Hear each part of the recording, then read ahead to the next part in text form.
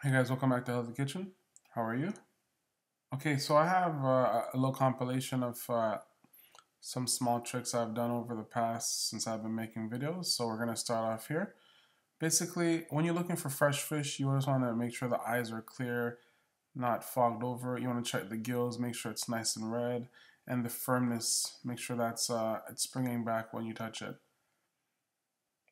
Another quick trick here is when you're seasoning, you might want to just give a couple slits inside the fish just to get all the seasoning in there, especially if you're using whole fish. Now, if you're using fillets like this, you might want to score the back of the fish to prevent buckling. As you could see in the top left-hand corner there, that's what I mean by buckling, so the fish fillets don't curl up when you saute them.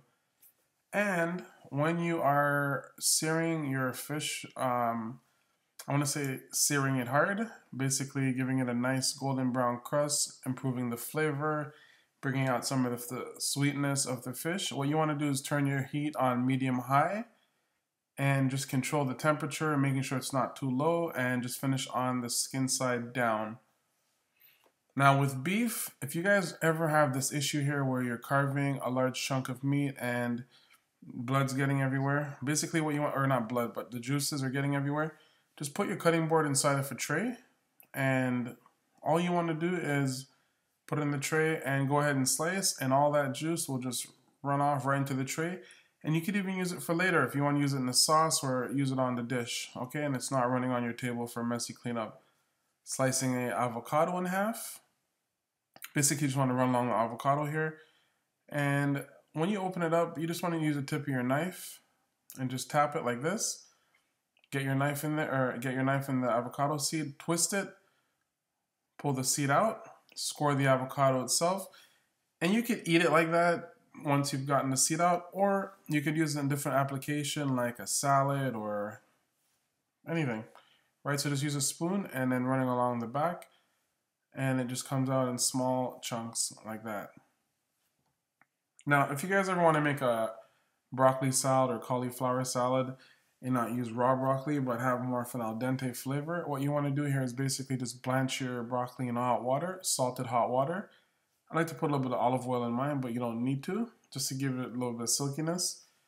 And then you just want to shock it. So basically put it in cold water to stop the cooking process. And you could repeat that same process here with cauliflower to get that al dente and to stop the cooking process. And basically, that's it.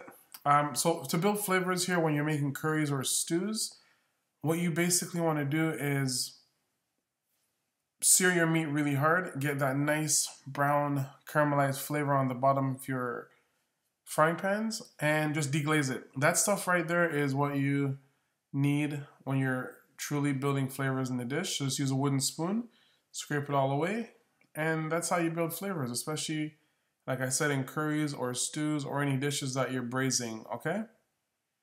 Next tip, roasting. So if you're roasting whole chicken, what you want to do is turn your temperature in the oven on pretty high just to sear off the outside of the chicken to lock in all the juices, and then you'll get a nice golden brown chicken with juices locked in. All right, give that a try and I'm pretty sure it would work for you. High temperature, golden brown, not burnt. Flavorful, okay? And your next tip here would be how to basically dice a pepper, or even just how to cut a pepper the most efficient way that I've found over the years. Cut the tip off, cut the bottom off, run your knife along the side, basically put the pepper on its side, and then just turn it like a wheel, and then just cut the seed right out. At this point, you have a flat pepper that you should always keep skin side down when you're cutting it, because you don't want to squish it and a lot of the juices will just spray out of there.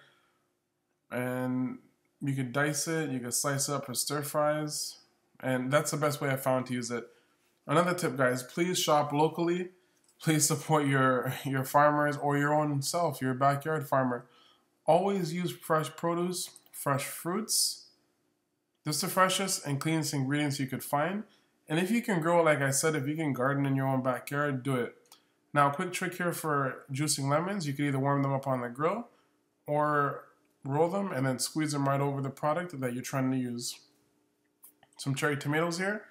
With a deli lid, use a very sharp boning knife And just to save time to split them in half, do not squeeze down on the tomatoes. Just easily put the lid on there and then just slice right through the tomatoes. Another trick here for roasting chicken, if you're ever roasting chicken with roasted vegetables or potatoes, put the veggies on the bottom in a tin foil, put a little rack on top, chicken over there, and you have all those nice juices just drip down into your potatoes, infusing the flavor and making it super exciting. If you're ever searing steak in a cast iron pan or frying pan, put a little bit of butter with some herbs in there, and the flavor will be so intense. It is incredible. All right. Next tip here, guys, if you're looking for good knife skills, just check out my knife skills video for different styles of cuts. Also, if you're cutting beef, make sure you never, ever, ever cut with the grain, especially if you're using in stews or if you're about to grill, because it's not good. Now, if you're making a stew, like I said once again, tie up your herbs, okay? Tie up your herbs with butcher's twine, and at the end, you could basically just pull it out like that. But you have all that herby flavor that you were looking for in your dish. And if you want a little bit more complementing herbs just for visual appeal, put some fresh herbs on top.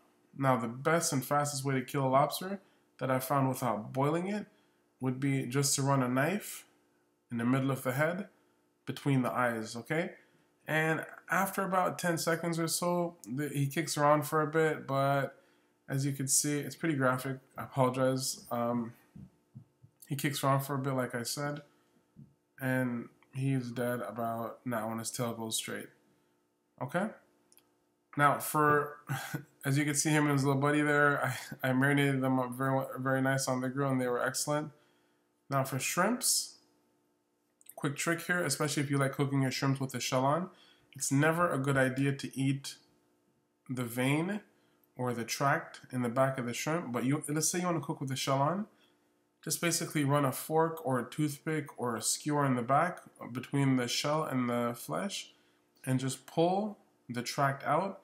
That's all the waste that you don't want to be eating, okay? And a lot of restaurants do serve it like that and they don't clean it, so be aware of where you're eating.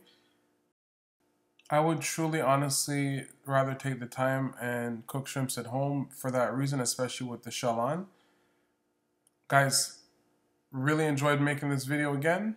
Please like, subscribe, share, and leave some of your own personal tips that you've learned over the years, because we can learn from each other here. Please leave some tips at the bottom that you've used in your kitchen that we could all benefit from. And as always, ciao.